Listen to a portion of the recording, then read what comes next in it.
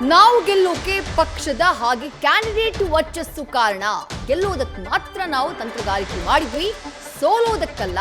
ನಿರಂತರವಾಗಿ ಪಕ್ಷದ ಕಾರ್ಯಕರ್ತರ ಜೊತೆ ನಾವು ಸಂಪರ್ಕದಲ್ಲಿದ್ವಿ, ಆದ್ರಿಂದ ಗೆಲ್ಲೋದಕ್ಕೆ ಇದು ಕಾರಣ ಆಯಿತು ಅಂತ ಹೇಳಿ ಚಿಕ್ಕೋಡಿ ಲೋಕಸಭಾ ಕ್ಷೇತ್ರದಲ್ಲಿ ಪುತ್ರಿ ಪ್ರಿಯಾಂಕಾ ಜಾರಕಿಹೊಳಿಯವರ ಗೆಲುವಿನ ಬಗ್ಗೆ ಸತೀಶ್ ಜಾರಕಿಹೊಳಿ ಪ್ರತಿಕ್ರಿಯೆಯನ್ನ ಕೊಟ್ಟಿದ್ದಾರೆ. ಗೆಲ್ಲಲಿಕ್ಕೆ ಮೊದಲನೇ ಮಾತು ಪಾರ್ಟಿ ಅವರು ಅಭ್ಯರ್ಥಿ ಅಂತ ಘೋಷಣೆ ಮಾಡಿದ ಮೊದಲನೇ ಸ್ಟೆಪ್. ಯಾಕಂದರೆ ಪಕ್ಷದ ಸಪೋರ್ಟ್ ಇಲ್ಲದೆ ಆ ಸಿಂಬಾಲ್ ಇಲ್ಲದೆ ಗೆಲ್ಲೋದು ಕಷ್ಟ.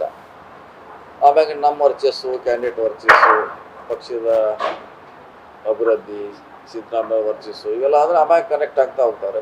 ಫಸ್ಟು ಪಾರ್ಟಿ ಟಿಕೆಟ್ ಭಾಳ ಮುಖ್ಯ. ಸೊ ಅದಾದಮೇಲೆ ನಮ್ಮ ಕೆಲಸ ಇರ್ಬೋದು, ಜಿಲ್ಲೆಗೆ ಸೀಮಿತವಾಗಿ. ಸೊ ಅವ್ರ ಜೊತೆ ನಿರಂತರವಾಗಿ ಸಂಪರ್ಕ ಇದ್ದಾರೆ, ಕಾರ್ಯಕರ್ತರ ಜೊತೆ, ತಾಲೂಕರ ಜೊತೆ. ಸೊ ಯಾವಾಗ ಕೂಡ ನಾವು ಚುನಾವಣೆಗೆ ಬಂದೀವಿ ಅನ್ನೋ ಅನಿಸ್ಕೊಳ್ಳೋ ಪರಿಸ್ಥಿತಿ ಇಲ್ಲವಲ್ಲ. ಚುನಾವಣೆ ಇದ್ದಾಗ ಬಂದರು.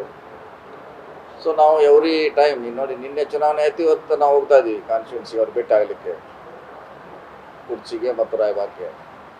ನಾಳೆ ಅತನಿ ಕಾಗವಾಡ ಹೋಗ್ತಾ ಇದ್ದೀವಿ, ನಾಡ್ದು ಪ್ರಿಯಾಂಕಾ ನಿಪ್ಪಾಣಿಗೆ ಹೋಗ್ತಾಳೆ, ನೆಕ್ಸ್ಟು ಸಂಕೇಶ್ವರ ಹೋಗ್ತಾರೆ. ಅಂದರೆ ನಿರಂತರವಾಗಿ ಸಂಪರ್ಕದಲ್ಲಿರೋದು ಚುನಾವಣೆ ಇದು ಗೆಲ್ಲಲಿಕ್ಕೆ ಸುಲಭ ಆಗಿದೆ.